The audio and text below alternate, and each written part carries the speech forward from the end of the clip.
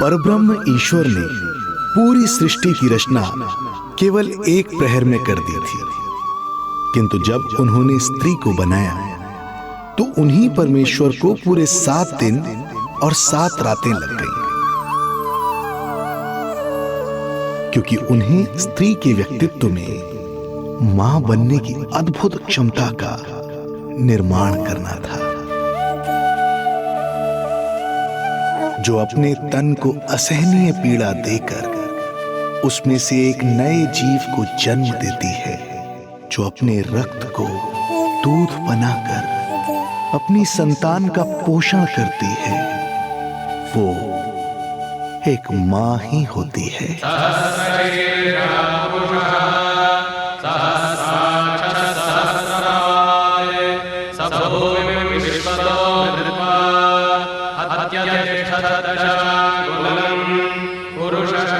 स्वयं भगवान श्री विष्णु भी मां की इस ममता से दूर ना रह पाए, विवश हो गए धरती पर अवतार लेने के लिए।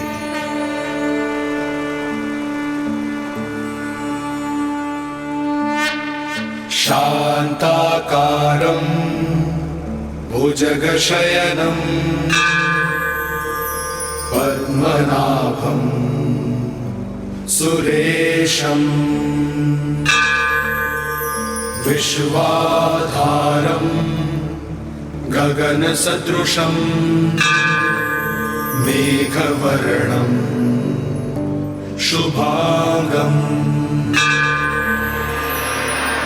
लक्ष्मीकान्तं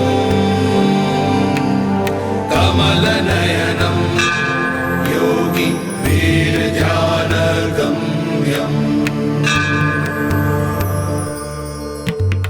वन्दे विष्णुं भवभयहरं सर्वलोकैकनाथम्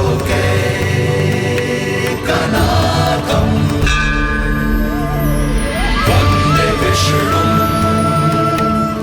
भवभयहरं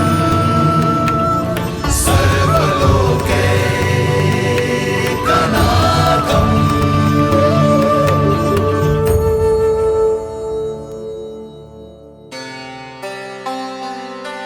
प्रणाम प्रभु। प्रणाम प्रणाम माता।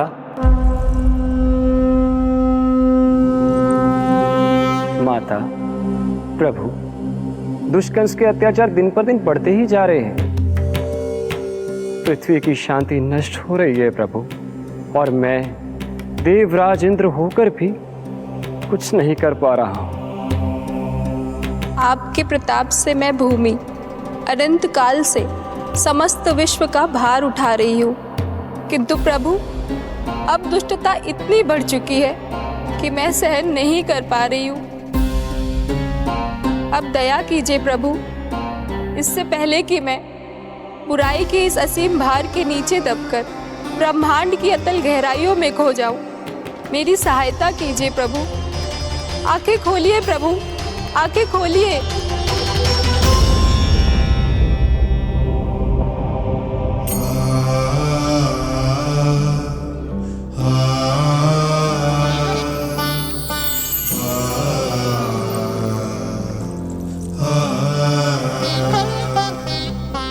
चिंता मत कीजिए, समय की पुकार को अनसुना नहीं करूंगा।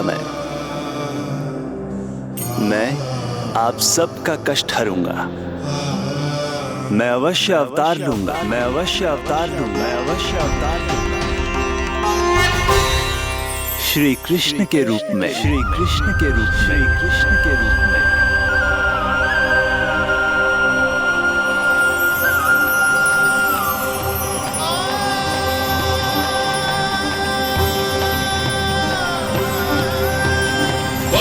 वसुदेवसुतं देवं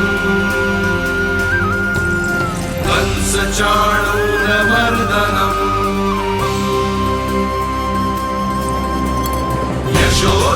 यशोदपरमानन्दम् कृष्णं वन्दे जगद्गुरुं, कृष्णं वन्दे जगद्गुरुम्। वसुदेव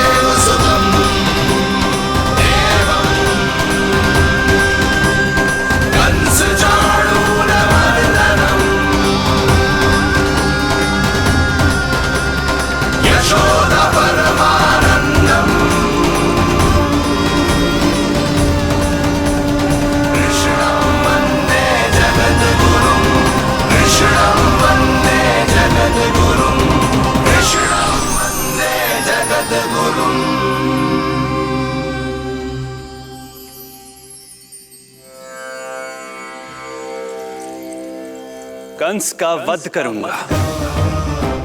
ऐसी परिस्थितियां उत्पन्न करूंगा जिनके कारण इस काल का सबसे बड़ा युद्ध होगा।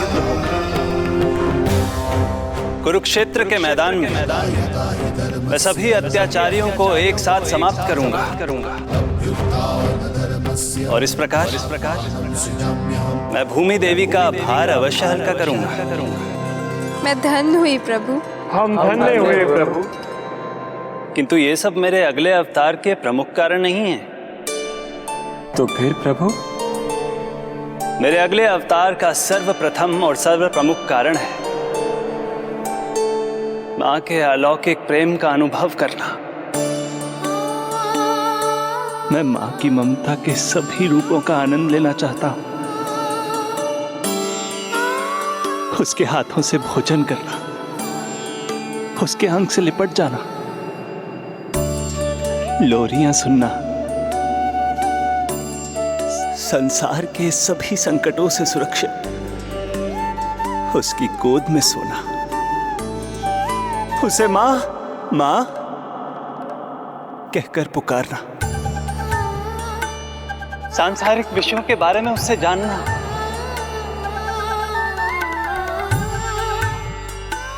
और फिर कोई शैतानी कर उसके आगे आगे भागना, उससे डांट खाना और फिर उसे मनाने के लिए क्षमा मांगना।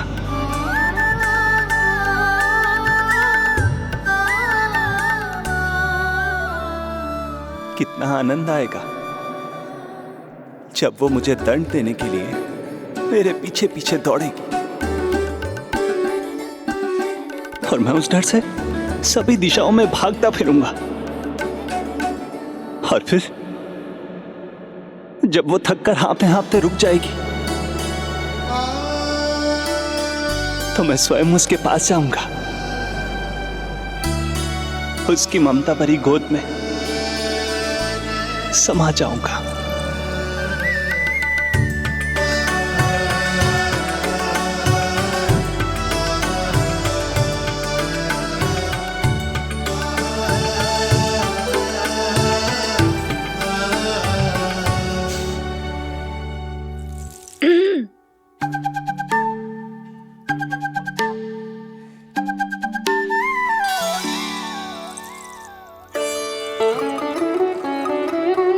प्रभु, एक प्रश्न है।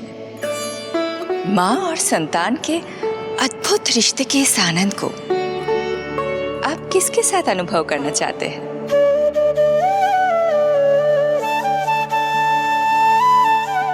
प्रभु, कौन है वो सौभाग्यशाली महिला जिन्हें आपने अपनी माँ के रूप में चुना है? वो महिला है यशोदा।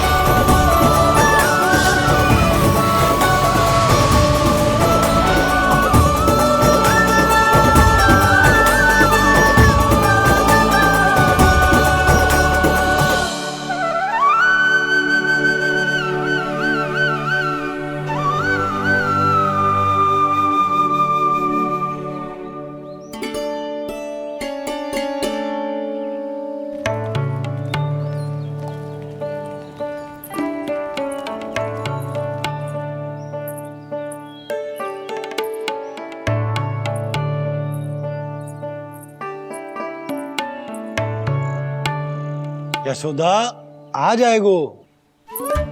आपके जैसा बड़ा ना है कि रास्ता ढूंढते हुए अपने आप घर लौट आएगो। बस 6 महीने का बालक है, अबोध है। हे नारायण, क्षमा करना, अपने पति देव से ऊंची स्वर में बात कर ली मैंने।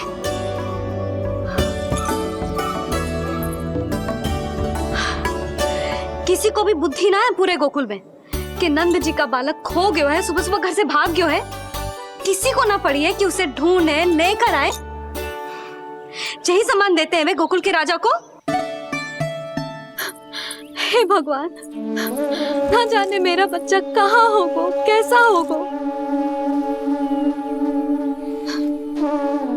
कितना समय होगा है, अब तक तो भूख भी लगी आई होगी उसे। आप क्यों रुक गए? आप खाओ। हाँ हाँ, आप खाओ, आनंद से खाओ। आपको तो कुछ चिंता ही ना है। माँ ही तड़पती है अपनी संतान के लिए।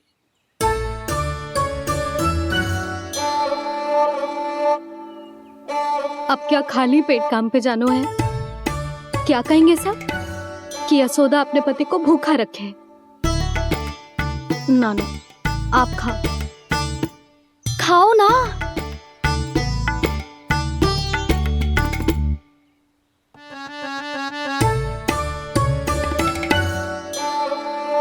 गुड़ के लड्डू कितने पसंद है उसे, कब से बना के रखे हैं। यशोदा, तुम स्वयं क्यों नहीं जाकर ढूंढती उसे? लड्डू भी खिला दियो और घर वापस भी ले आएंगे। जाओ, शीघ्र जाओ।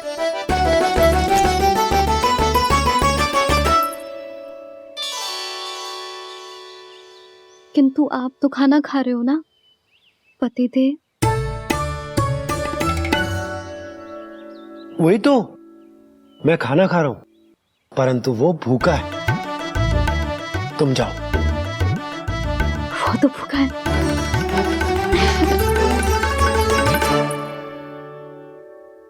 ये बनेगी श्री हरि के अगले अवतार की माँ।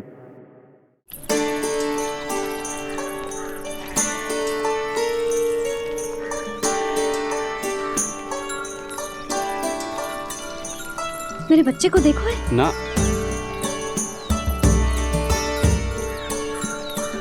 काकी, मेरे बच्चे को देखो है। नहीं नहीं,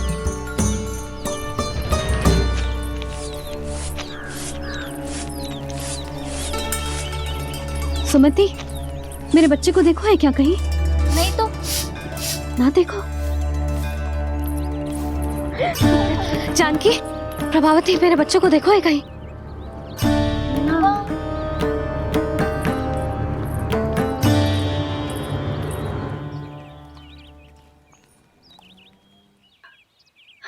कहाँ है तू? देख, तेरी मैया कितनी चिंतित हो रही है, और तू है कि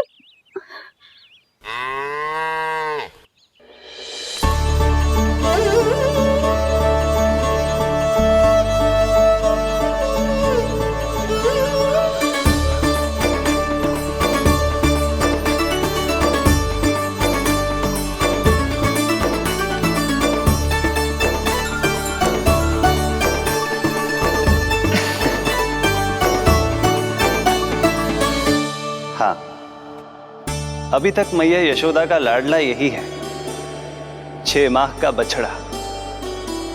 इसी पर ये अपनी सारी ममता न्योछावर करती हैं। तू फिर भाग गो। प्रतिदिन का काम होगा है तेरा। मैंने कही थी ना, मेरे बिना, अपनी मैया के बिना कहीं ना जानो है। ये संसार कितना भयानक है, कुछ मालूम है तुझे? दुष्ट भरे पड़े चारों ओर। वाह, दुनिया की अनोखी मैया और उसका अनोखा बालक, जो कि बालक है ही ना, गाय का बछड़ा है।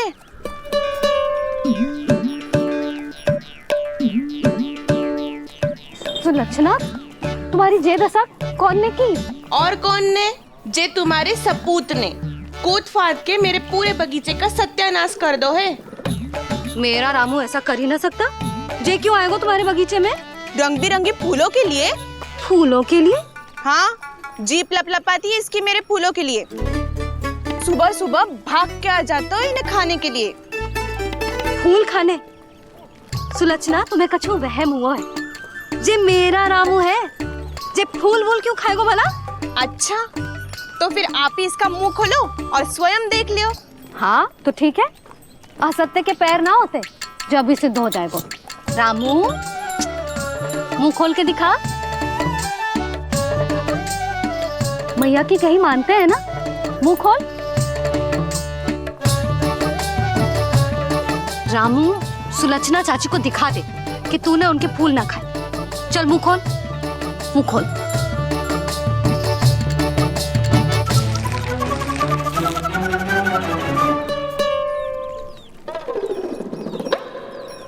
हाँ हाँ देख लो, इसने कुछ ना खाया है।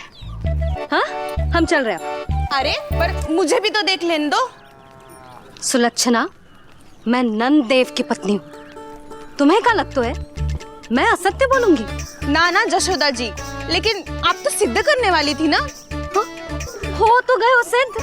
चल रामू, देर हो रही। अरे अरे वैसे रामू जी बहुत बुरी बात है, नंद जी का बालक चोरी कर दो। छी, जो अपनी वस्तु ना है उसे छूते भी ना है, समझ आई? जे करूंगी सुलक्षणा के यहाँ भरी टोकरी बेसन के लड्डू भिजवा दूंगी, प्रसन्न हो जाएगी। ये तो बड़ी चतुर है प्रभु। हाँ प्रभु, और जीवट भी है इनमें। बस यही देखा आप सबने? क्या आपने एक मां की चिंता नहीं देखी? प्रत्येक मूल्य पर अपनी संतान की रक्षा करने का स्वभाव नहीं देखा? या फिर असत्य भाषण करने पर अपनी भूल सुधारने की व्यग्रता नहीं देखी? कोई बात नहीं, मैं बताता हूं यशोदा क्या है। यशोदा पवित्रता की प्रतिमूर्ति है, विश्वास का आधार सुरक्षा की भावना है, ममता का मूर्त रूप है वो, वात्सल्य की गंगा है, भावनाओं का बहता हुआ निर्झर है। यशोदा अपने आप में परिपूर्ण है। यशोदा मां है।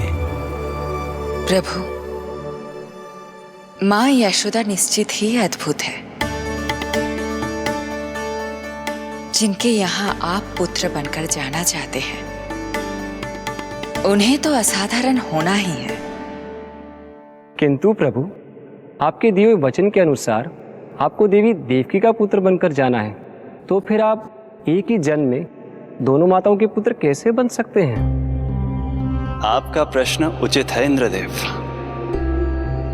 पूर्व काल में प्रजापति सुतप्पा और उनकी पत्नी प्रश्नी ने मेरी घोर तपस्या की थी।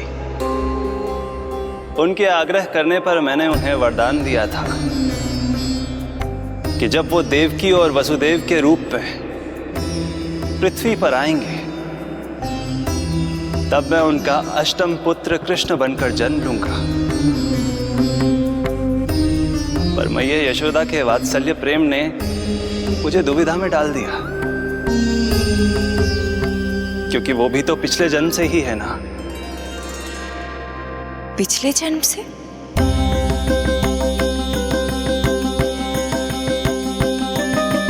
पिछले जन्म में मैया यशोदा 8 वसुओं में से एक श्री द्रोण की पत्नी धरा थी।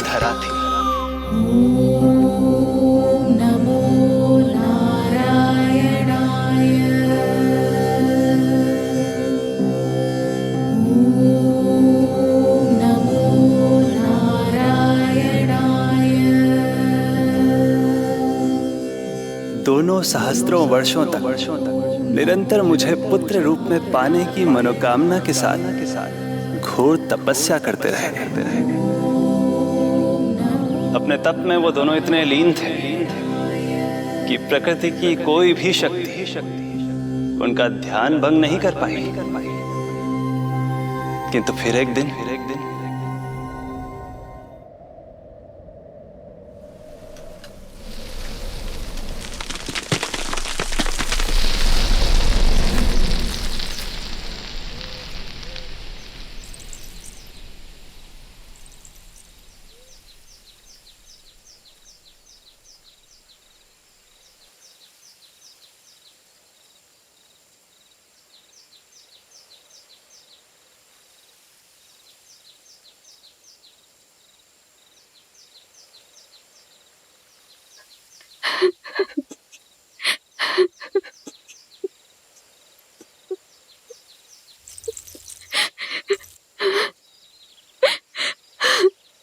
हमारे भक्ति में ऐसी क्या कमी रह गई प्रभु कि अभी तक आपके दर्शन का सौभाग्य नहीं मिला। अब तो सैकड़ों वर्ष बीत गए हैं आपका सुमिरन करते हुए।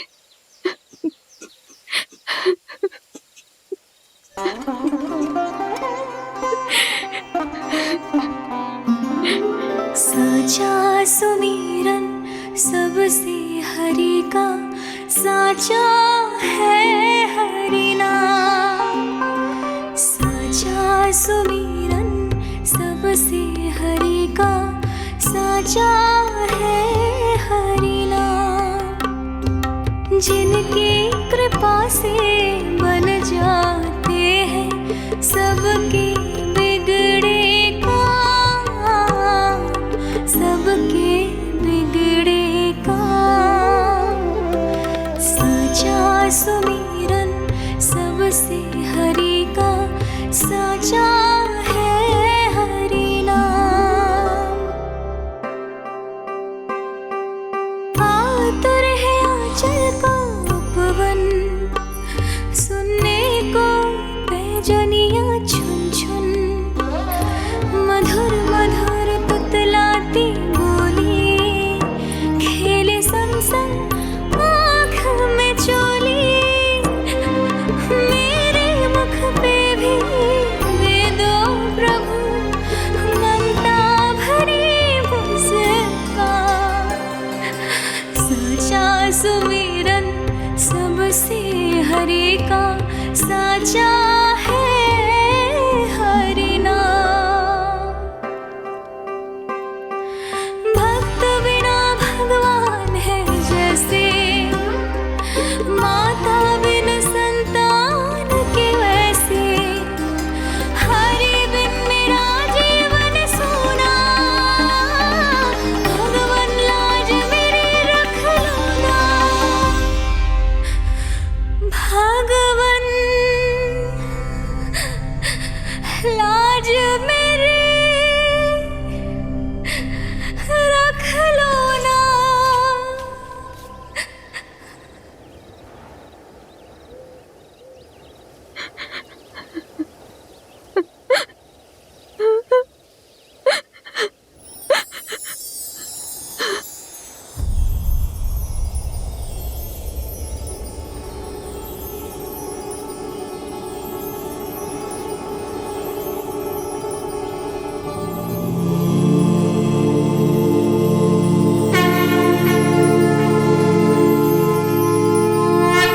सशंख चक्रम सकिरीट कुंडलम सपीत वस्त्रम सरसीरुहे क्षणम सहार वक्षस्थला शोभितास्तुभम् नमामि विष्णु शिरसा चतुर्भुजम्।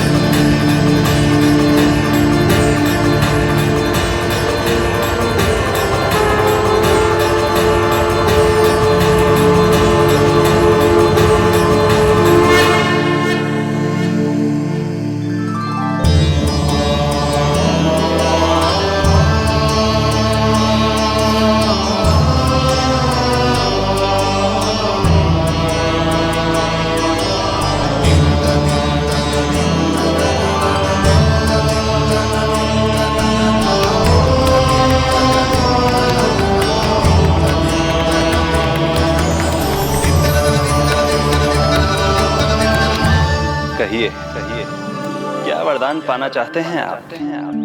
प्रभु, हम आपकी सेवा करना चाहते हैं, परंतु भक्त की भांति नहीं, अभी तो माता पिता के समान। आपका एक पुत्र के रूप में पालन पोषण करें। आप हमें माँ पिता के भांति प्रेम दें और हम आप पर अपनी ममता न्योछावर कर सकें। बस बस इतनी ही इच्छा है प्रभु। आपकी इच्छा पूर्ण होगी। मैं आपकी संतान के रूप में अवश्य आऊंगा, किंतु उसके लिए आपको मेरे अगले अवतार के बाद एक और अवतार की प्रतीक्षा करनी होगी, क्योंकि अगले जन्म के लिए मैं पहले ही ये वरदान माता देवकी को दे चुका हूं। प्रभु, किसी भी जन्म में आपको अपने पुत्र के रूप में पाना मेरा सौभाग्य होगा, किंतु मेरी ममता मेरे वश में नहीं है प्रभु। आप साक्षात मेरे सामने खड़े हैं, किंतु मेरे नेत्र आपके इस दिव्य चतुर्भुज रूप को नहीं देख पा रहे। इन्हें तो आप अभी से बाल रूप में दिखाई दे रहे हैं। मेरे भीतर उमड़ती ममता की ज्वार का अनुभव कीजिए प्रभु। केवल कल्पना मात्र से मेरा वक्षस्थल दूध से भराया है। ये गोद तरसने लगी है, मन अभी से लोरिया गाने लगा है। मेरे इस अनुरोध को स्वीकार कीजिए प्रभु, कृपा करें। इस मां से और प्रतीक्षा ना करवाए प्रभु, और प्रतीक्षा ना करवाए।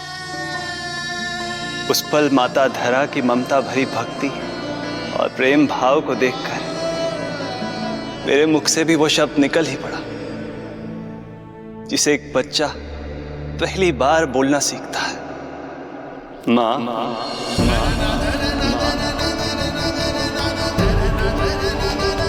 अब ये प्रतीक्षा केवल आपकी ही नहीं, मेरी भी होगी। मैं भी तरसूंगा आपका पुत्र बनने के लिए।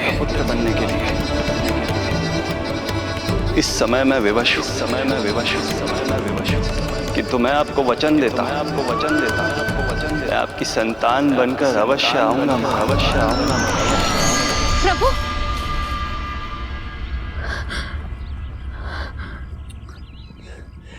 धरा, भगवान ने हमारी पुकार सुन ली। वरदान तो सभी भक्तों को मिलता है, परंतु हमें तो हरि का वचन मिला है। वो आएंगे, अवश्य आएंगे। अब हमें केवल उस शुभ दिन की प्रतीक्षा करनी है। अब और प्रतीक्षा नहीं होगी मुझसे।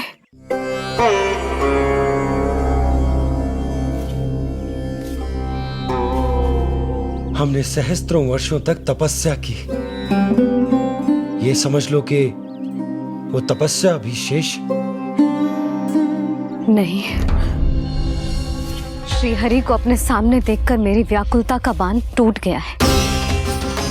2 जन्म बहुत बड़ा समय होता है स्वामी। अपने पुत्र के रूप में हरि को गोद में खिलाने के लिए अब मैं और 2 जन्मों तक प्रतीक्षा नहीं कर सकती।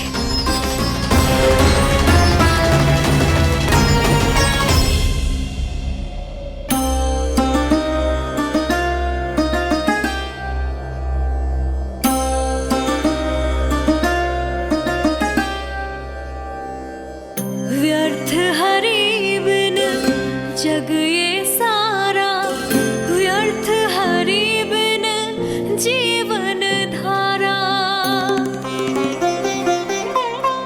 पूजन वंदन व्यर्थ हरि बिन, व्यर्थ धरार जीवन धारा। वरुण देव विनती सुन लीजिए, तन मेरा निर्जल कर दीजिए।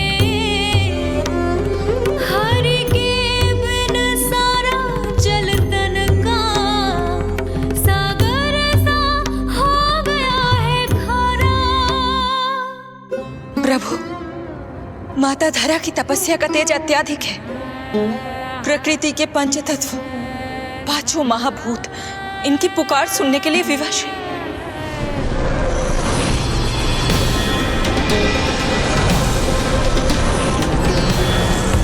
धरा, प्रिय, ये क्या कर रही हो? रुक जाओ। जठराग्नि सब दूर ये कर दो, अग्नि देव मेरे ताप को हर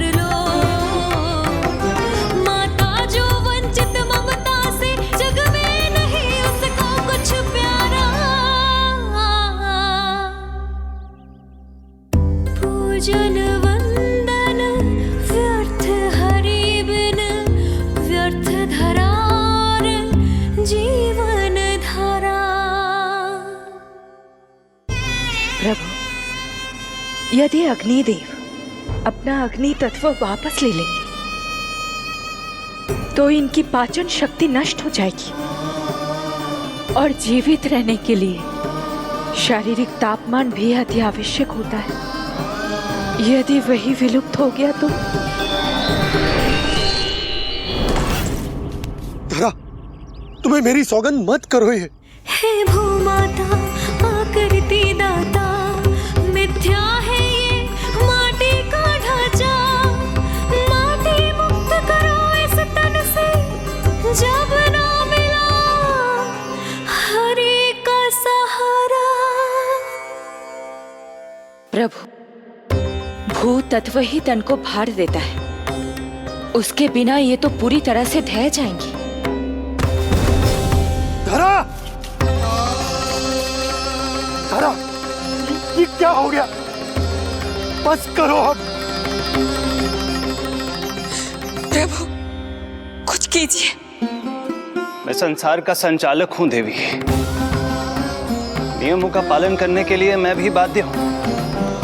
जो वचन मैं पहले ही माता देवकी को दे चुका हूं, यदि मैं चाहूं तो भी उसे तोड़ नहीं सकता।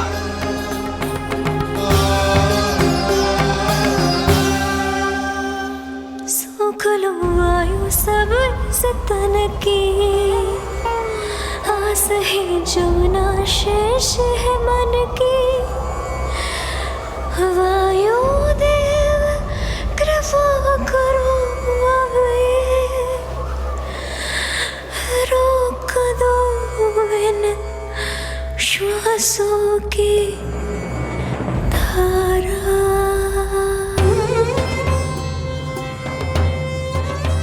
प्रभु, प्राण वायु के बिना प्राणों का बचना संभव नहीं।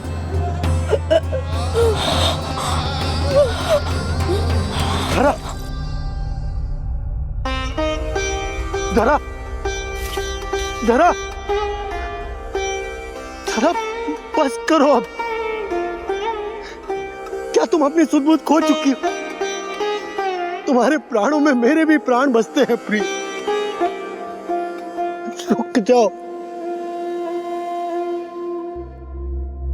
हे आकाश देव, तुमको मेरा अंतिम प्रणाम। अंतरात्मा लीन करो मेरी, लेके श्री हरि का नाम।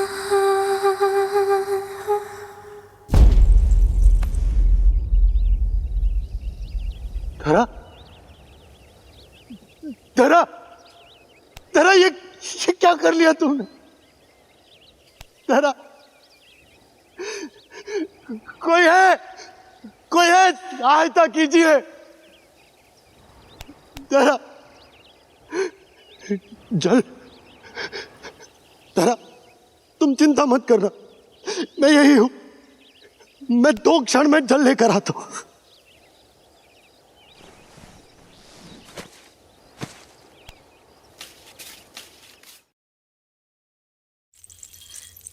प्रभु, आप नियमों से तो अवश्य बंधे हैं, परंतु आप लीलाओं के स्वामी हैं। कोई तो उपाय निकालिए। आपने इन्हें माँ कहकर पुकारा है। माँ की प्राण रक्षा पुत्र नहीं करेगा तो और कौन करेगा?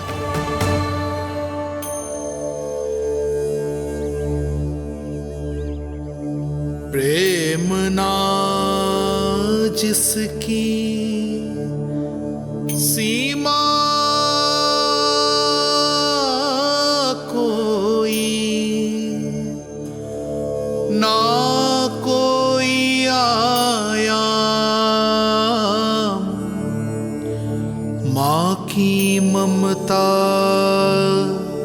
के आगे विवश हुए भगवान,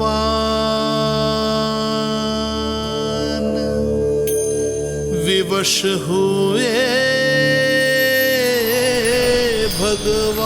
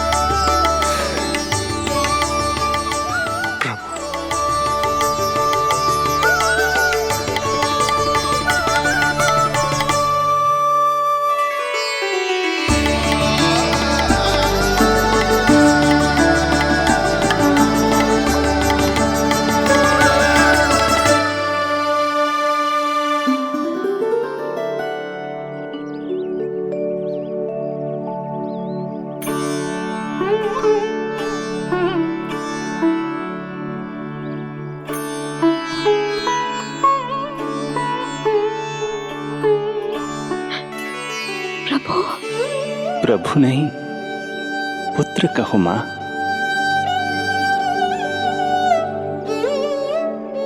पुत्र, मेरा पुत्र, मेरा पुत्र।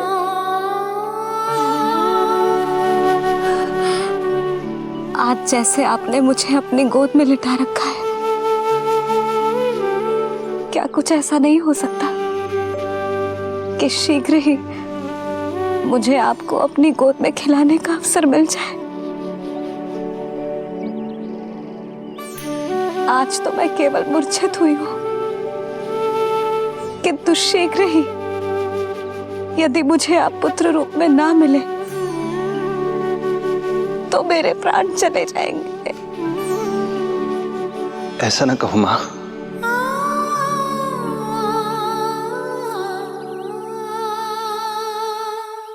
माता देवकी को मैं पहले ही वचन दे चुका हूं, इसलिए विधि के विधान के अनुसार मुझे उन्हीं का पुत्र बनकर जन्म लेना होगा।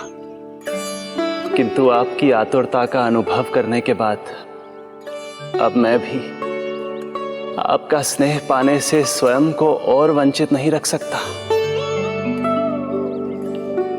आपने वरदान मांगा था कि आप पुत्र की भांति मेरा पालन पोषण करना चाहती हैं, इसलिए यदि आप उचित समझे तो आप अगले जन्म में ही अपनी इच्छा पूर्ण कर सकती हैं। जिस आयु में संतान को अपनी मां की ममता के आंचल की आवश्यकता सबसे अधिक होती है, उस आयु में अर्थात अपने जन्म के प्रथम दिन से 10 वर्षों तक मैं आपके साथ रहूंगा। किंतु फिर मुझे अपनी जन्म देने वाली मां माता देवकी के पास लौटना होगा। ऐसा करने से मैं उन्हें दिया वचन भी निभा पाऊंगा और आपकी ममता का सौभाग्य भी प्राप्त कर पाऊंगा। यदि आपको स्वीकार हो तो। स्वीकार है प्रभु, सहर्ष स्वीकार है। एक माँ और पुत्र का नाता केवल उसके कोख से जन्म लेने से ही नहीं बनता, ये नाता तो ममता से बनता है। और मैं अपनी ममता आप पर न्यौछावर करने के लिए आतुर हूं। यशोमती मैया के नंद लाला, यशोमती मैया के नंद लाला, यशोमती मैया के नंद लाला, यशोमती मैया के नंद लाला। तो इस प्रकार परमपिता परमेश्वर श्री हरि विष्णु एक ही जन्म में दो दो माताओं का पुत्र बनने के लिए उत्साहित भी थे और भावुक भी। किंतु जगत माता श्री लक्ष्मी और अन्य सभी देवगण ये जानना चाहते थे कि श्री हरि ये अभूतपूर्व कार्य कैसे करेंगे। भगवान बोले, ये सब संभव होगा उसके कारण जो मेरे अगले जन्म की कथा का मुख्य पात्र है, कंस।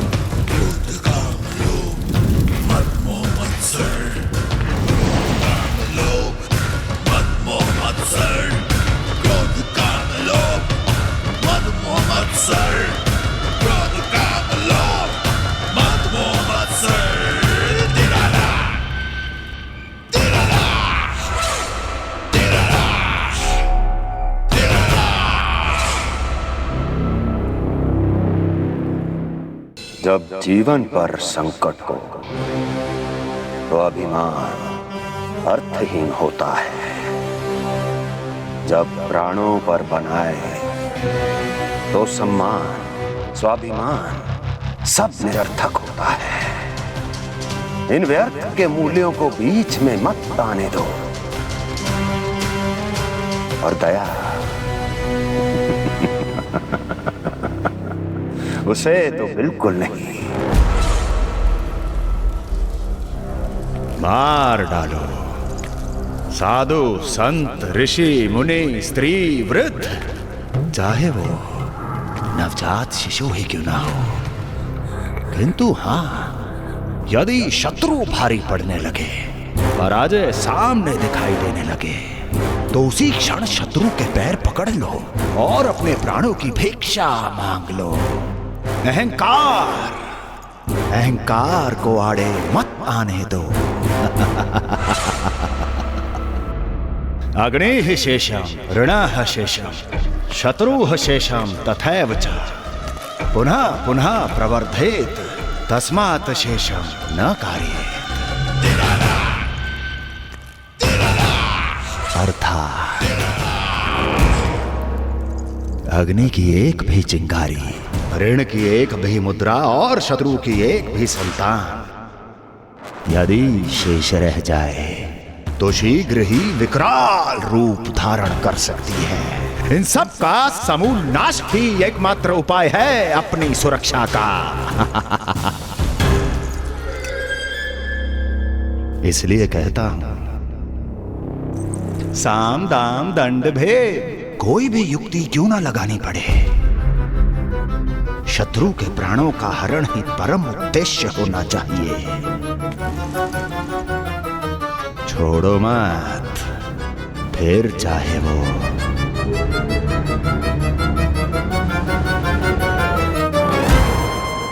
विष्णु ही क्यों ना हो।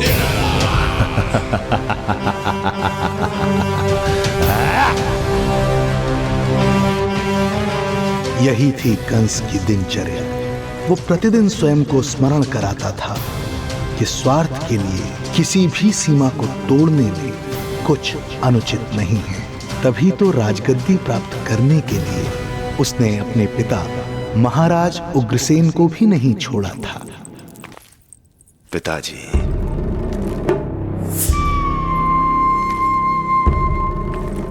हो सके तो मुझे क्षमा कर दीजिएगा। कल्पना भी नहीं की थी कि मैं आपके साथ ऐसा व्यवहार करूंगा। आपको प्रतीत हो रहा होगा कि मैं क्रूर हूं, स्वार्थ में अंधा हो गया हूं, किंतु मैं विवश हूं।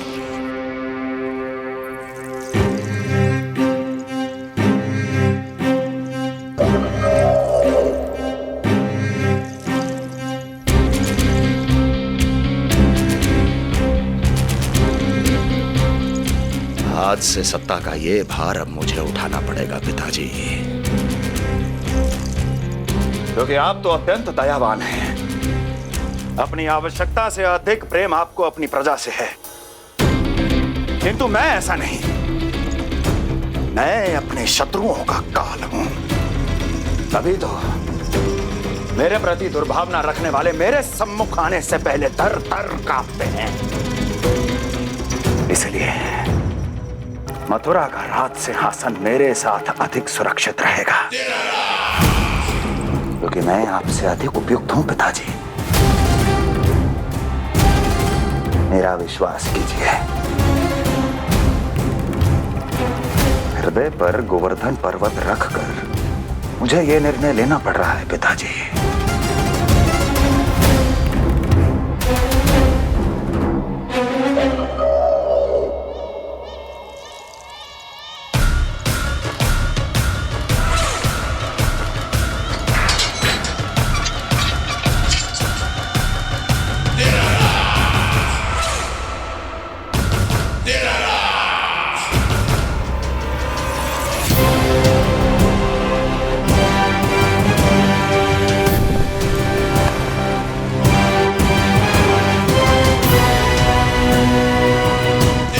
चाबी यमुना में फेंक देना। कोई कितना भी क्रूर, कठोर राक्षस ही क्यों ना हो, किसी न किसी के लिए उसके हृदय में भी प्रेम उपजता ही है। कंस भी इस नियम का अपवाद नहीं था। इस संसार में एक जीवात्मा ऐसी भी थी जिसे वो स्वयं से भी अधिक स्नेह करता था, और वो थी उसकी लाडली बहन देवकी।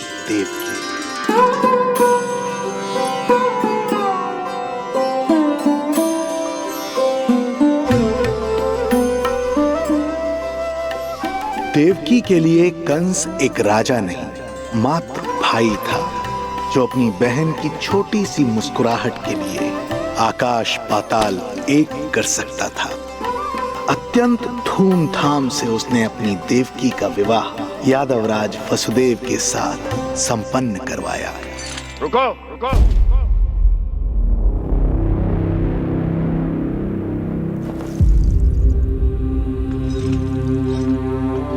ये आप क्या कर रहे हैं? आप मथुरा नरेश हैं?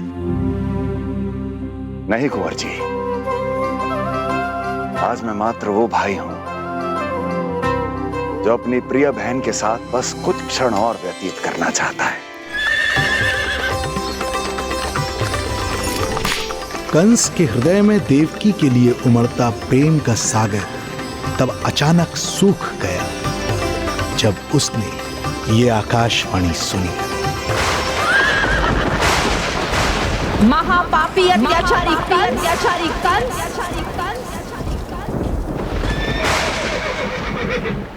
जिस देवकी को तू इतने प्रेम से ससुराल ले जा रहा है, वही तेरे अंत में सहायक होगी। तेरा काल तेरी प्रिय बहन के गर्भ से उसकी 8वीं संतान बनकर जन्म लेगा और तेरा विनाश करेगा, विनाश करेगा।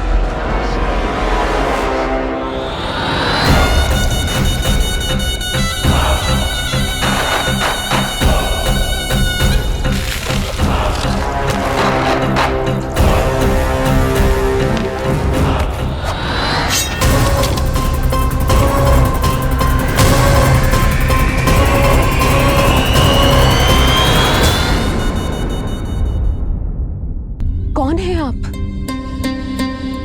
मुझे आपसे भय लग रहा है। आप मेरे भैया नहीं हो सकते। सही कहा तूने। जो मेरे विनाश को जन्म दे उस कुल घातिये से मेरा कोई संबंध नहीं। महाराज, रक्त के संबंध क्रोध की अग्नि में मत झुलसाइए। जिस बहन को आपने बचपन से आज तक इतना प्रेम दिया, क्या वो आपके विरुद्ध किसी षड्यंत्र में सहायक हो सकती है? भला हमारी संतान आपका विनाश क्यों करेगी? अपनी नवविवाहित बहन पर कृपा कीजिए महाराज।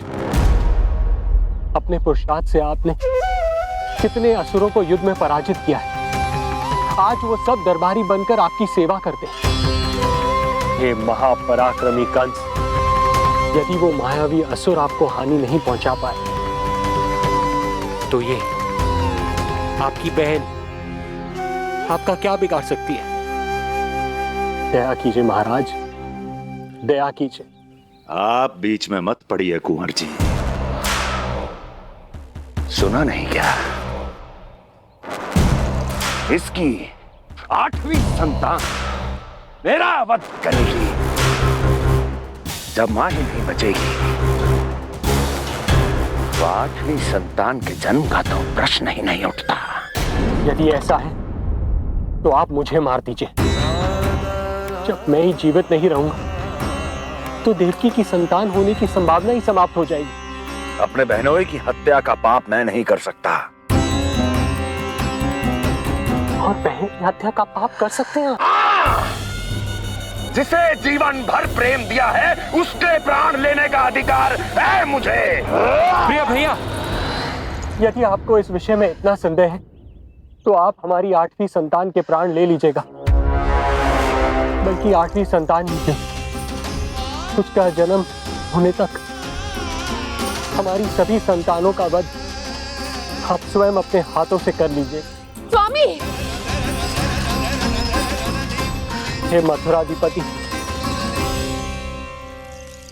मेरी पत्नी को प्राण दान दे दीजिए। मैं महाराज शूरसेन का पुत्र वसुदेव आपको वचन देता हूं, अपनी 8 संतानों को जन्म लेते ही स्वयं आपके सामने प्रस्तुत करूंगा। अपनी 8 संतानों को जन्म लेते ही स्वयं आपके सामने प्रस्तुत करूंगा।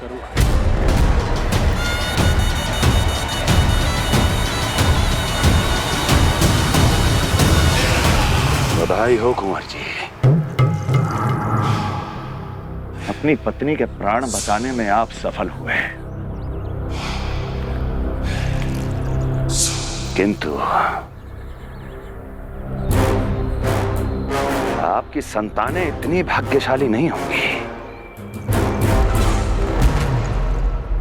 वचन स्मरण रहे।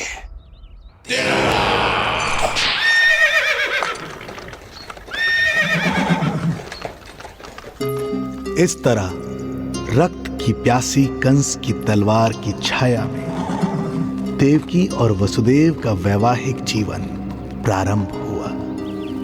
जब कंस की निर्ममता और वसुदेव के वचन का यह दुखद समाचार गोकुल पहुंचा तो हे नारायण, अर्थात राजा वसुदेव यदि कंस के सामने गिड़गिड़ाते नहीं तो रानी देवकी के प्राण चले जाते। हाँ नंदराज, और अब वो दोनों कंस के महल में हैं, किंतु वो महल भी उनके लिए किसी बंदी गृह से कम नहीं है।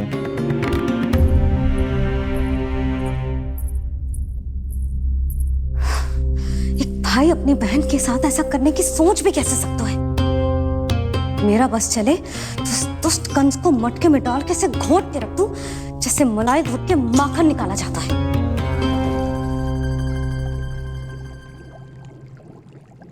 ना, माखन ना, जे कंस तो कीड़ा है, इसे तो पटक पटक के ऐसे मारना चाहिए जैसे कीड़ा निकालने के लिए धान के गट्ठर को पटका जाता है।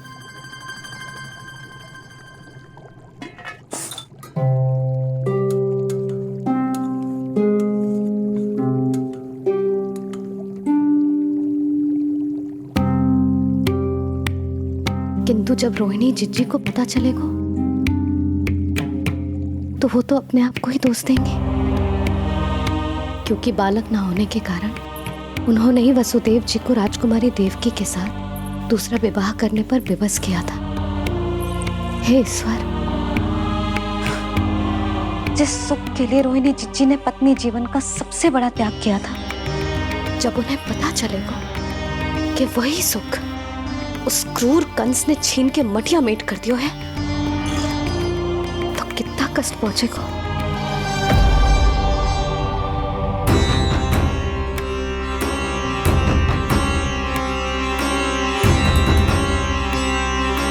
रोहिणी जीजी,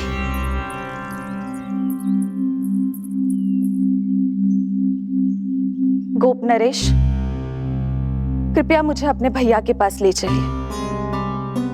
संकट के समय मुझे उनके साथ होना चाहिए। किंतु भाभी, पता चलो है वसुदेव भैया और देवकी भाभी कंस के महल में कड़े पहरे में रखे गए। पति पत्नी एक दूसरे का संबल होते हैं। कंस का पहरा कितना भी कष्टदायक क्यों ना हो, इस समय उन्हें और बहन देवकी को मेरी आवश्यकता है।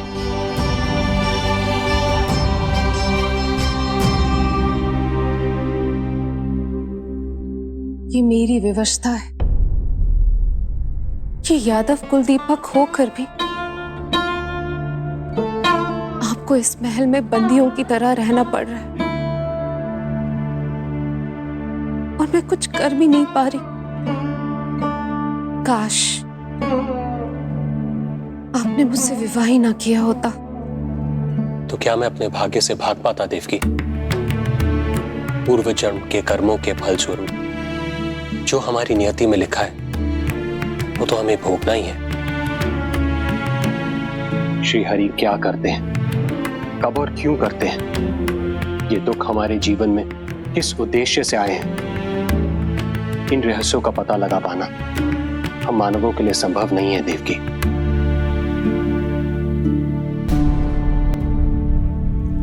तो फिर चलिए यहां से भाग चलते हैं, कहीं ऐसे स्थान पर जहां भैया की छाया भी हम पर ना पड़ सके। नहीं प्रिय, कंस के गुप्तचरों की दृष्टि हम पर अवश्य होगी, और मैं ऐसा कोई कार्य नहीं कर सकता जिससे तुम्हारे जीवन पर कोई संकट आए। और मैंने उन्हें अपनी सभी संतानों को सौंपने का वचन भी दिया है। अपना वचन मेरे लिए प्राणों से भी अधिक महत्वपूर्ण है देवकी।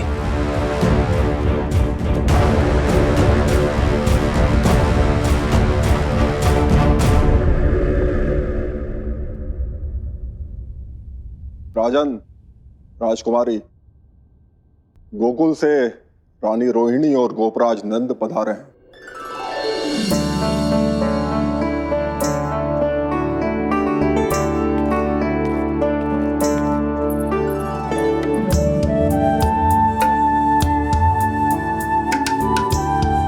स्वामी,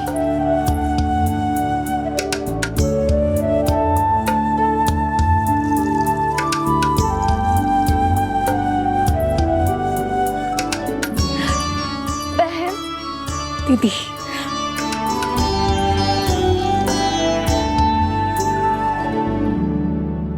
भाई नंद, जो आप हमारे लिए कर रहे हैं उसके लिए धन्यवाद शब्द बहुत छोटा है। मैं अपने भाग्य को स्वीकार कर चुका हूं। यदि यही श्री नारायण की इच्छा है तो यही सही।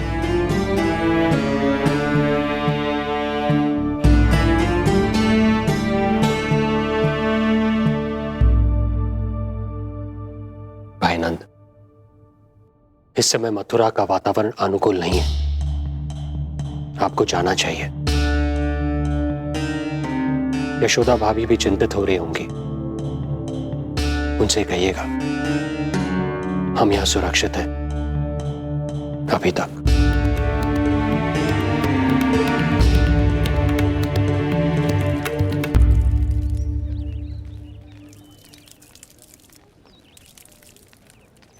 वसुदेव भैया का भाग्य पर भरोसा दिख, वे अपनी संतानों को कंस को अवश्य सौंपेंगे। ईश्वर, इतना कठोर वचन, जब इसे निभाने का कठिन समय आएगा तो कैसा अनुभव करेंगे वे? उनका हृदय तो चकनाचूर हो जाएगा।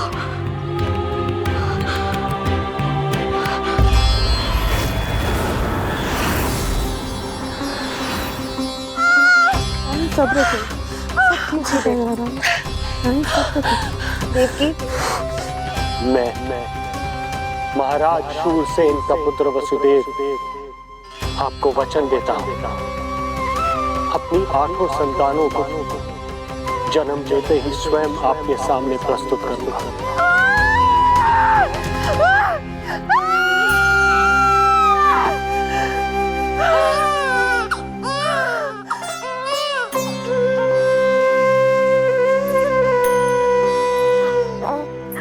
बधाई हो स्वामी, आपको पुत्र रत्न प्राप्त हुआ है।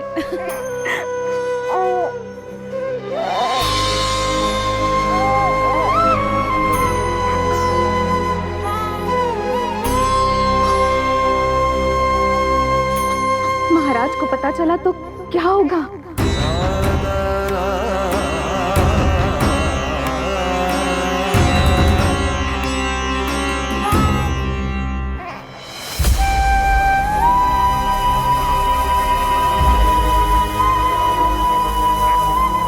अपने पुत्र को इन हाथों में थामना। कितने वर्षों से इस पल की प्रतीक्षा कर रहा था मैं, और आज जब यह पल आया है, मेरी आंखों में दुख के आंसू हैं। एक पिता जब प्रथम बार अपनी संतान को गोद में उठाता है तो सबसे पहले यह सोचता है कि उसे क्या नाम दूं, उसका सुनहरा भविष्य कैसे सुनिश्चित करे। किंतु मैं वो भाग्यहीन पिता हूं जो अपने पुत्र का भविष्य मृत्यु के अंधकार में डुबोने जा रहा है। मैं इसे नाम देकर क्या करूंगा?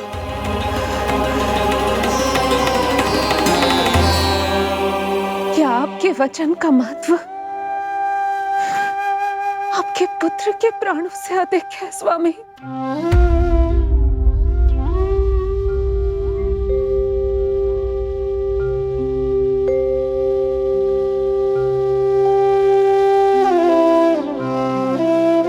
श्री नारायण का दूसरा नाम सत्य होता है देवकी। तुम ही कहो, मैं श्री नारायण से विमुख कैसे हो जाऊं? मुझे अपना वचन निभाना ही होगा। हृदय के टुकड़े टुकड़े क्यों ना हो जाए,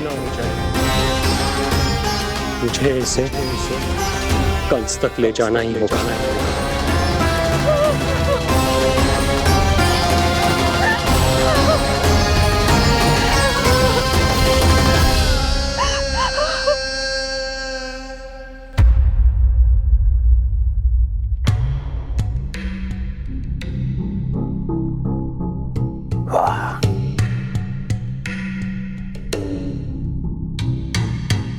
इतना स्वादिष्ट भोजन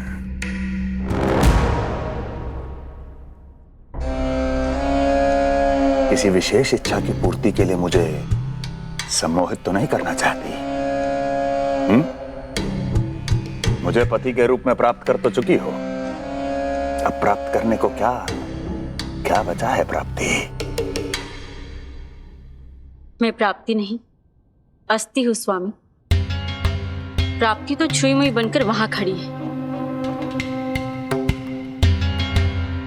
आप सदैव अपने विषय में ही सोचते हैं, कभी मेरे ओर भी निहारा कीजिए, तभी तो मेरा नाम सही से स्मरण होगा आपको। मैं अपने विषय में ही सोचता हूं, तभी तो दसों दिशाओं में मेरे नाम का डंका बजता है, मेरे साम्राज्य का विस्तार होता है, तभी तो मेरा अस्तित्व है। अस्थि स्मरण रहे, तुम हो क्योंकि मैं हूं।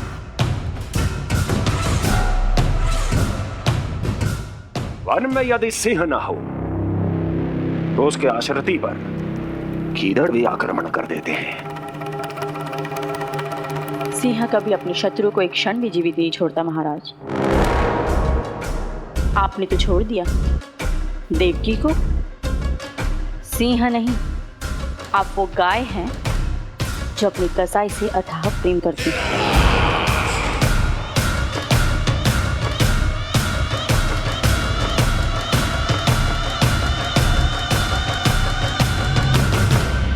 सभी संतानों को जन्म लेते ही मेरे पास लेकर आएगा, ये वचन दिया है वसुदेव ने मुझे। तो फिर आया क्यों नहीं महाराज? प्रथम शिशु का जन्म तो हो चुका है।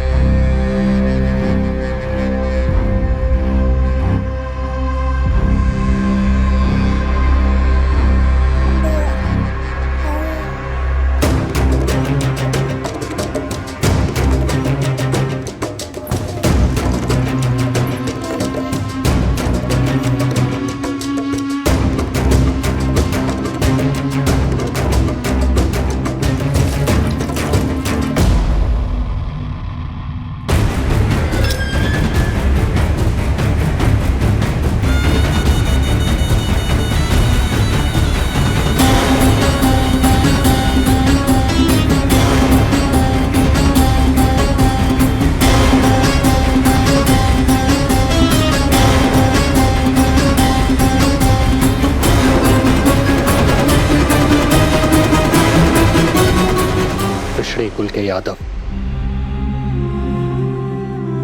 अपना वचन मिथ्या नहीं होने देते महाराज।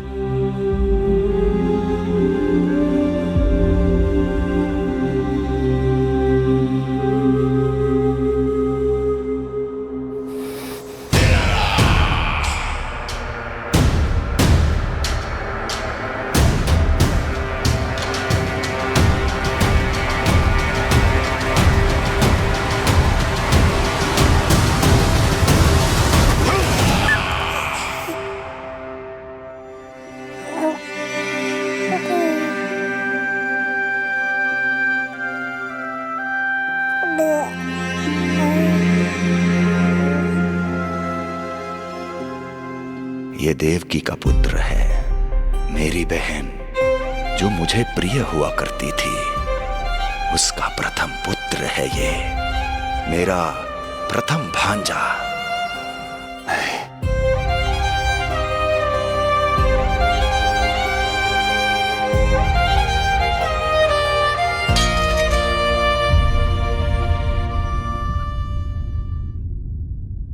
इसे वापस ले जाइए कुंवर जी।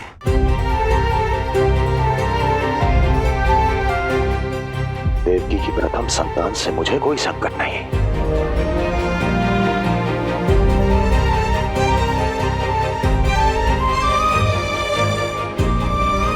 और आपको क्या लगता है कुंवर जी कि मैं कोई राक्षस हूं क्या?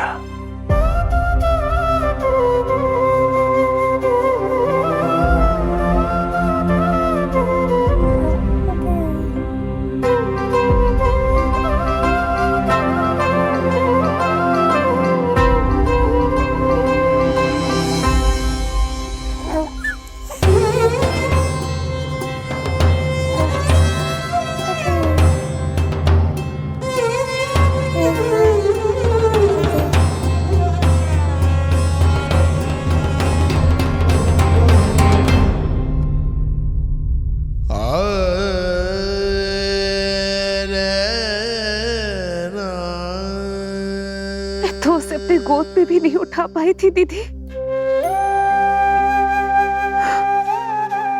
उसका वो सुकुमार मुख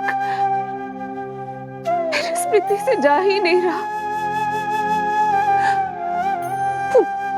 वो मधुर रुदन अभी तक मेरे कानों में गूंज रहा है। मैं तुम्हारी पीड़ा का अनुमान लगा सकती हूँ देवकी। मैंने उसे जन्म नहीं दिया था, फिर भी मेरे कान अभी तक उसके रुदन की ध्वनि सुन रहे हैं। क्योंकि ये अपनी माओ को पुकार रहा है। तुम्हारे भैया ने हमारे पुत्र को प्राणदान दे दिया देवकी।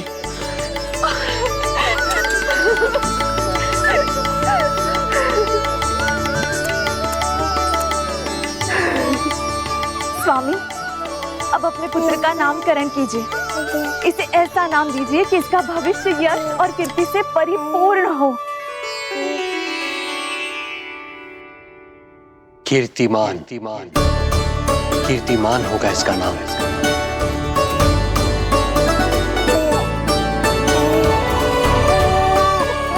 कीर्तिमान।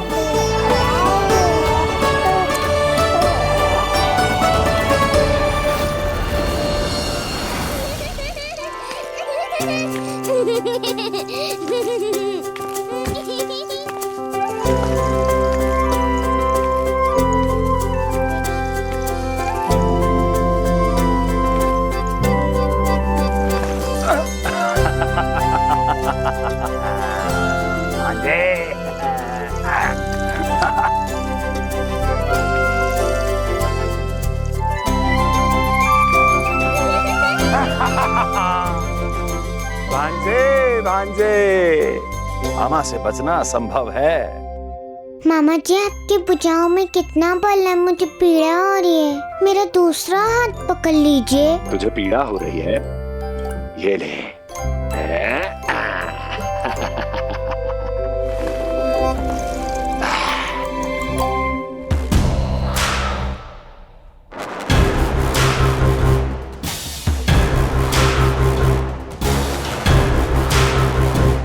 नारायण नारायण। मामा जी मूर्ख बन गए, मामा जी मूर्ख बन गए, मामा जी मूर्ख बन गए। इतना दुस्साहस। जा खेल। अब मामा जो है देवर्षि के साथ मंत्रणा करेंगे। जा खेल। क्योंकि अत्यंत महत्वपूर्ण ना हो तो देवर्षि हमारे द्वार पर आने का कष्ट नहीं उठाएंगे। कहिए देवर्षि, कैसे आना हुआ? मैं तो बस आपको ये अद्भुत कमल पुष्प भेंट करने आया था महाराज। इसे देखते ही मुझे आपका स्मरण हुआ था। मानो ये मुझे पुकार कर कह रहा हो, मुझे महाराज कंस के पास ले चलिए। इसमें तो कुछ भी विशेष नहीं है देवर्षि। इसमें 8 पंखुड़ियां हैं महाराज, और 8वीं पंखुड़ी सबसे विशेष है। यदि विश्वास न हो तो आप स्वयं गिनकर देख लीजिए। आप मेरा उपहास कर रहे हैं देवर्षि। आप गिनिए तो सही महाराज। 1 2 3 4 5 6 7 8। क्या आप निश्चित रूप से कह सकते हैं कि यही 8वीं पंखुड़ी है? विचार कीजिए महाराज। क्या आप बिना किसी शंका के कह सकते हैं कि कौन सी पंखुड़ी पहली है और कौन सी 8वीं? क्या आप पूर्ण विश्वास के साथ कह सकते हैं कि कौन प्रथम है और कौन अंतिम? फिर चाहे वो पंखुड़ी हो या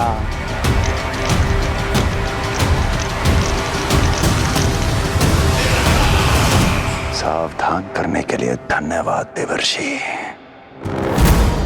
कंस के साथ धोखा करने वाले को अति भीषण दंड मिलेगा। भविष्य में ऐसी कल्पना मात्र से ही मेरे शत्रु भय से कांप उठेंगे। मथुरा नरेश, मैं तो मात्र पंखुड़ियों की बात कर रहा था। यदि आपने कुछ और समझ लिया है तो उसका उत्तरदायित्व मेरा नहीं है। नारायण नारायण।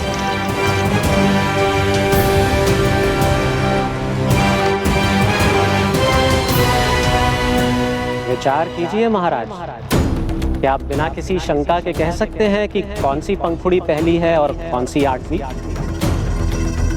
क्या आप पूर्ण विश्वास के साथ कह सकते हैं कि कौन प्रथम है और कौन अंतिम? फिर चाहे वो पंखुड़ी हो या... मामा जी मूर्ख बन गए, मामा जी मूर्ख बन गए, मामा जी मूर्ख बन गए, मामा जी मूर्ख बन गए।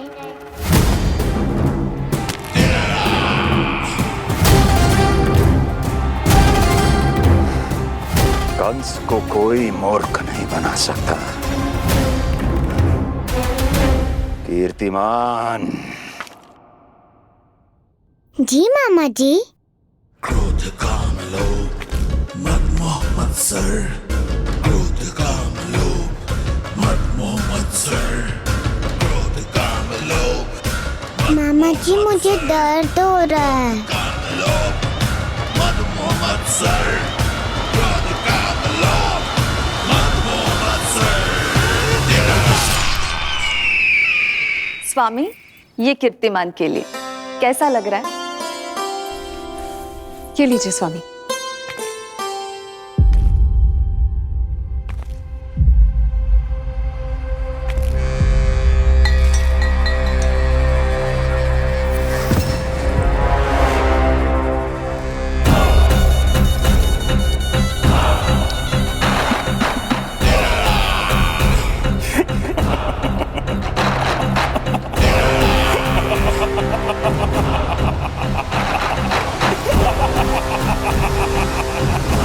नेत्रों के सामने अपनी संतान की हत्या होते हुए देखना कितना पीड़ादायक रहा होगा ये दृश्य। किंतु प्रभु, यदि देवर्षि नारद कंस के हृदय में संदेह का बीज न बोते तो कंस ऐसा कभी नहीं करता। तो फिर उसे उकसाए ही क्यों देवर्षि ने? आप भूल गए देवराज, समस्त संसार में जो भी होता है मेरी इच्छा अनुसार ही होता है। यही प्रश्न नारद ने भी मुझसे पूछा था।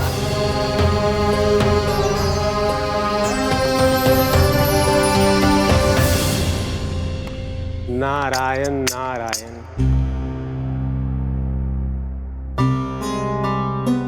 छोटे से बालक की इतनी निर्मम हत्या और माध्यम बना मैं। प्रभु, ये कैसी लीला है आपकी? अभी तो देवकी की 5 और संतानों की हत्या होना शेष है नारद। अब से कंस शिशुओं के जन्म लेते ही उनकी हत्या कर देगा। यदि जन्म के तुरंत बाद ही मृत्यु होनी है तो जन्म का लाभ ही क्या है प्रभु? यही विधि का विधान है नारद। कीर्तिमान और शेष 5 बच्चे श्रापग्रस्त हैं। जन्म के कर्मों के अनुसार अल्पायु होना उनकी नियति है। उनकी मृत्यु के बाद ही शेषनाग के अंश के रूप में बलराम और मेरे अंश के रूप में श्री कृष्ण का अवतार संभव होगा। नारायण नारायण।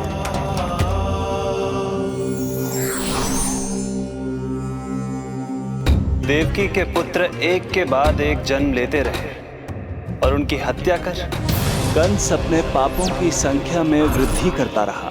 नहीं! मत मारो! मेरा पुत्र! मेरा पुत्र!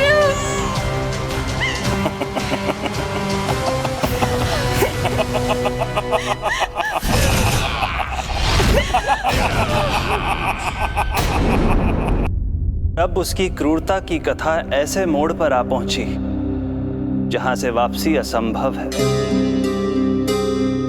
क्योंकि अभी अभी उसने देवकी के छठे पुत्र का वध कर दिया है। हे प्रभु, कितना दुर्दांत है ये कंस। किंतु एक ही जन्म में एक